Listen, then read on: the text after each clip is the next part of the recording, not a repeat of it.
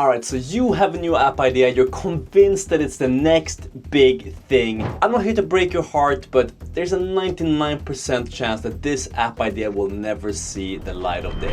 In this video, I'll break down the top reasons why most apps never launch and how I have cracked the code in order to be able to pump out apps like it's 1994. Now, I have no idea what that adds to the video, I just like saying it. First of all, there's this myth about ideas. You know, everyone has always been talking about this. I've got this $1 million idea. It's part of popular culture. We romanticize it. We romanticize having that idea, working on it, think about it constantly, and then suddenly we just materialize it into this great, fantastic thing that turns out to be everything that we ever imagined. That's how it works in movies. That's how it often works in popular culture, and that's how it therefore often works in our brains. However, the truth is that ideas are cheap and execution is expensive. Everyone has ideas. Everyone who walks around on this planet literally has ideas all of the time. However, what differentiates a subset of people is the ability to take these ideas and execute upon them and turn them into something tangible. This is where we see the hoarder mentality come up.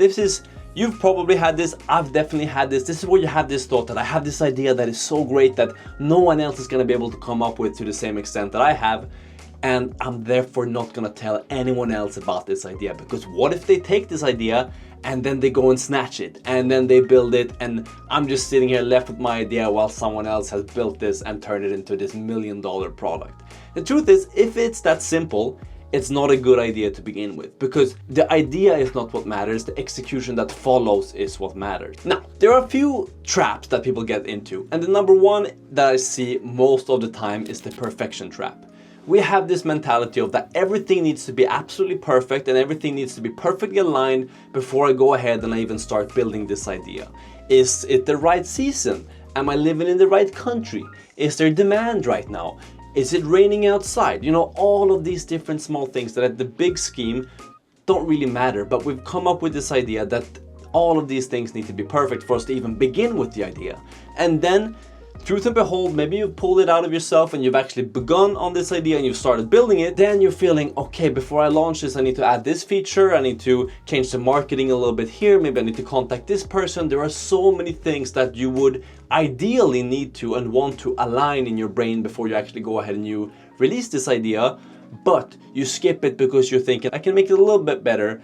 And you never end up releasing it just because you get stuck in this perfection trap. This is also where people get stuck in over-engineering complexes. For example, you don't need Kubernetes to scale your little to-do app, for example, or you don't need the most advanced tech stack in order to build whatever mobile app you're thinking about building. You just need to have something simple, maybe Flutter, maybe Firebase, maybe Flutter, maybe SQF-Lite. You just need to start pushing this thing out. You can always take what you have now and you can always iterate it on it in the future.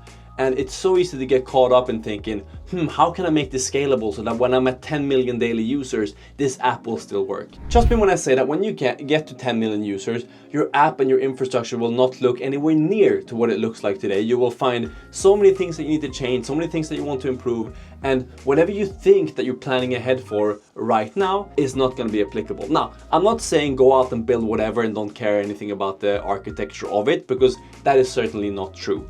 But don't think in terms of scalability to the tens and hundreds of millions of users, because your app, you will be able to go through a lot of changes before you get to that point. Therefore, I urge you to the greatest extent possible, focus on your first 10, 100, 1,000 users and make sure that your app works and is usable for this amount of users, because truth is, you're gonna find feedback from these first 10 users that are gonna make you want to change the direction of your app entirely.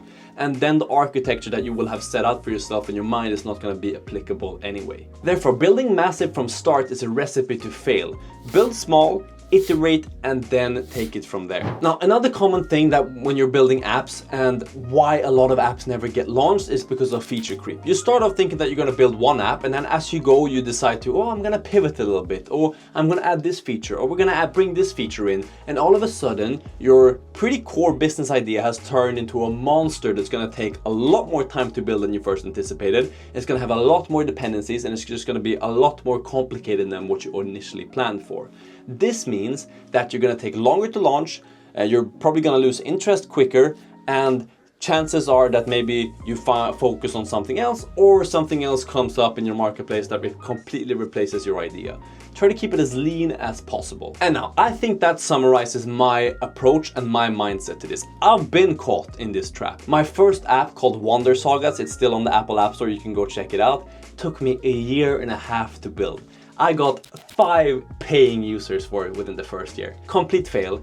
I spent way too much time, I've spent way too much making it scalable to the point where I had an architecture that was so complicated I didn't even understand it myself at the end, and it doesn't even look and feel that good. And that was just because I overcomplicated and I overthought this so much. I could have done it a lot simpler, and I should have done it a lot simpler, and that is what I do now.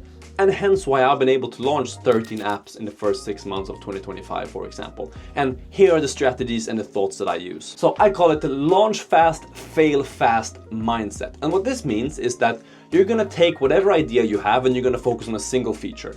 You're gonna take, for example, okay, I have this user who needs to recognize this thing with AI. Maybe it's a chess move, for example.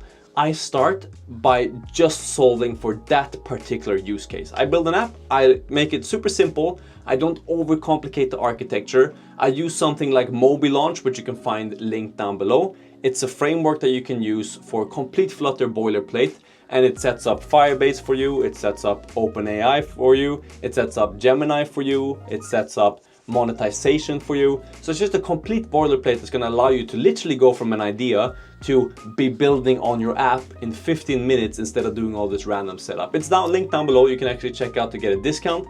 It's a super useful tool. I use it for all of my projects, and it's in large part what has enabled me to build so many apps in such a short period of time.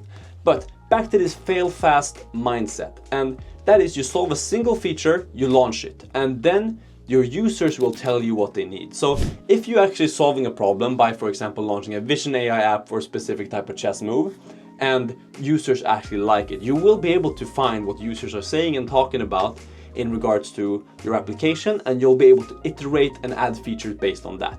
Now what you're doing here is that you're first launching something fast, so you don't have time to get distracted, and you don't have time to build something that is too big of a beast for you to manage and handle.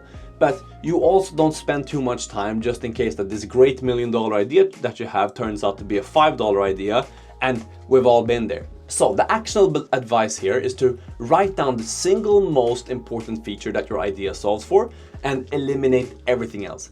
Just launch the app with this single idea in mind, and if it takes off, you can always iterate and add more features later on. So embrace the MVP mentality. It's not about launching bad products, certainly not, but it's about launching products that you can iterate on and that you can use as a benchmark and a directional guide as to whether this is something viable for you to actually iterate on going forward. And for this, use users as your guiding light. What are people saying? What do people think? What features are they actually using? And then take your product in that direction. And the harsh truth here is that probably 9 out of 10 apps you'll find that people won't really find any value in, or not the same value that you anticipated. And the reality here is that you need to either pivot completely and try to solve another business problem, or you need to discard this app and just leave it out because it's obviously not solving any problems for any users. So to summarize, don't feature creep, focus on one particular feature. Don't overcomplicate in regards to how scalable you're making your app. If your app ends up scaling to tens of millions of people, you'll have plenty of time from now till there to change the infrastructure in order to accommodate for this. And lastly, don't get too caught up on your $1 million idea. Remember that ideas are worth nothing, execution is everything. So if you end up launching something that doesn't really take off, feel free and know that you have to disregard it and just continue with a new project. Now, feel free to check out MobiLaunch down below. There's a discount code down there that you can use as well. I used it for all of my projects, and it's a super simple way to avoid all of these pitfalls just because you literally have all of the features that you need built into it. Monetization, database, AI, as well as some basic UI that you can work from. And then you can get to those ideas and launch them instead of having to write all of this boilerplate code for all of this setup, so that you can implement all of these thoughts and ideas that I spoke about in this video. So if you like this type of content, then feel free to subscribe. It's completely free of charge. If you have any other thoughts or any other ideas on videos that you want to see me talk about, then leave them down below and I will definitely get to them. And in the meanwhile, have a good one. Peace.